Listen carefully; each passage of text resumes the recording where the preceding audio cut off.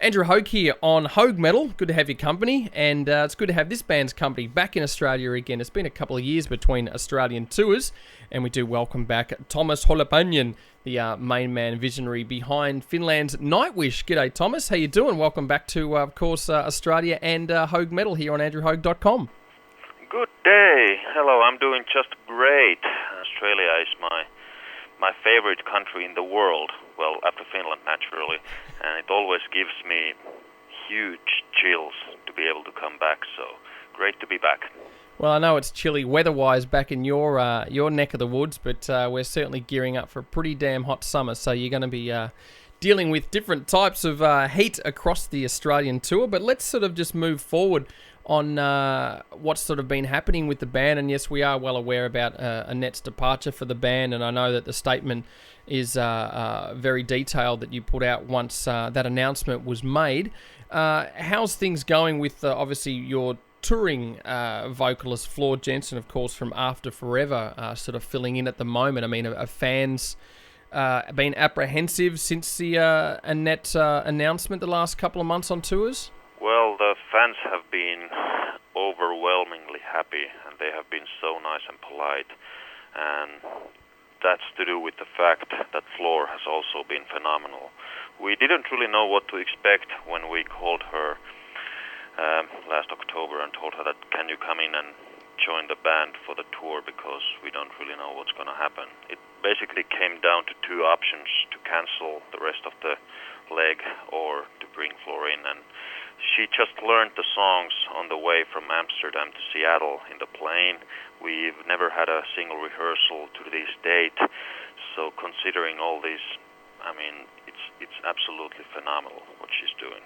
Now, I read that you made a statement that at the moment she's just a touring vocalist. There's no announcement of a permanence in the group, and it's something you're not really thinking about until, I guess, once the sort of touring cycle has finished. But obviously NIGHTWISH, and especially you being sort of the main songwriter and visionary, I know that your brain certainly wouldn't be, switching off any time when it comes to NIGHTWISH music. But I'm just sort of throwing out the possibility here. I mean, have you started to think about the musical direction and the future of NIGHTWISH music, and also vocally, have you even contemplated the thought of a possible male singer into the group at all, being another sort of operatic male frontman as opposed to a female, mainly because NIGHTWISH has always been fronted by a female? I mean, what's crossing your mind throughout this sort of period?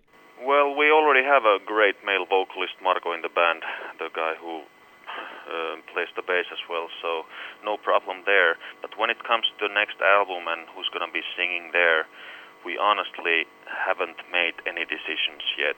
And the thing is that at the moment, everybody in the band is feeling so extremely happy and relieved. And Floor is really happy as well. So we just figured that at this point, let's just date and go out and have a good time, and later see if we are up for a marriage or something like that, because no decisions need to be made yet. We're going to do shows with Floor until the end of August, and then take a little break and see what happens, how we all feel. And everything is possible. That's the best that I can tell at the moment. Now, can you tell us a bit about this new side project you got together, a Disney soundtrack about the life and times of Scrooge McDuck? I have been a huge Disney fan since I was like 2 years old, and this is my all-time favorite piece of Disney comic, The Life and Times of Scrooge McDuck by Don Rosa. And I already had the idea back in 1999 that it would be cool to actually do a soundtrack to a book instead of a movie. And this idea has been haunting me ever since. And finally I have the time and the means and the finance to realize this crazy sounding project. And it's something really marginal, really personal for me, and I just want to do it now that we take a little break from NIGHTWISH. Well, tell us a bit about the Imaginarium film as well. I know a lot of bands are becoming more and more creative about how they can sort of spread their music and in different formats, definitely. I mean, is this something we can certainly expect in the future for NIGHTWISH, future releases and concepts? Well, not that we are in any way traumatized by the Imaginarium movie project, but I would say that's a definite no. Okay, what happened? It was just a bunch of amateurs diving into the deep end of the pool, having no idea if we would ever get back on dry land. And the whole movie thing, it was so much more challenging in every way that we ever imagined that, I don't think we're going to do that ever again, but still no regrets. It was a wonderful roller coaster ride. We're really happy how the movie turned out to be, and it's just time to look into the future now.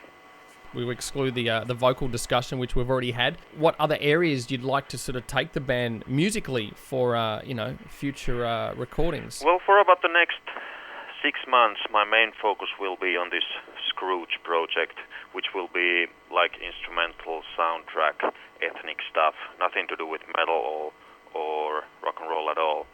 So that's where my thoughts are at the moment. I haven't really given much thought for the upcoming Nightwish album. That's a thing for 2014.